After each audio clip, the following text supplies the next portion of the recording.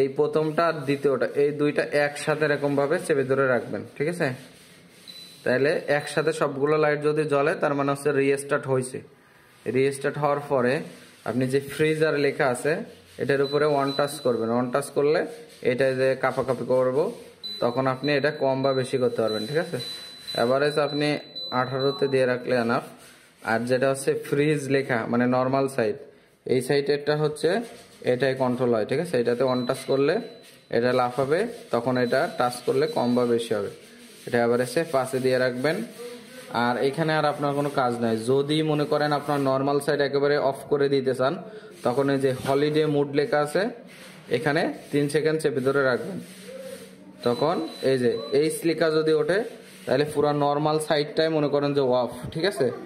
আবার যদি মনে করেন এটা চালু করতে চান তাহলে এটা আবার এরকম 3 সেকেন্ড চেপে ধরে রাখবেন, তাইলে আবার এটা চলে যাবে। তখন আবার এখানে টাচ করে ওইটা সেট করে দিবেন, ঠিক আছে? আর যদি মনে করেন যে আমার প্রচুর পরিমাণ হচ্ছে ঠান্ডা প্রয়োজন এখনই, মনে করেন খুব দ্রুত, তাহলে আপনি এই যে টার্বো মোড ব্যবহার করতে পারেন অথবা সুপার মোড দিতে পারেন। সুপার মোড আছে 8 ঘন্টা টাইম সেট করতে পারেন অথবা 48 ঘন্টা।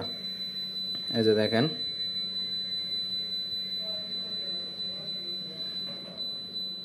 এই 48 ঘন্টা থেকে 2 ঘন্টা থেকে 48 ঘন্টা পর্যন্ত আপনি টাইম সেট করতে পারেন। এই টাইমের ভিতরে যে আপনি নির্দিষ্ট টেম্পারেচার সেট করছেন এই ঠান্ডাটা মনে করেন যে চলে আসবে, ঠিক আছে?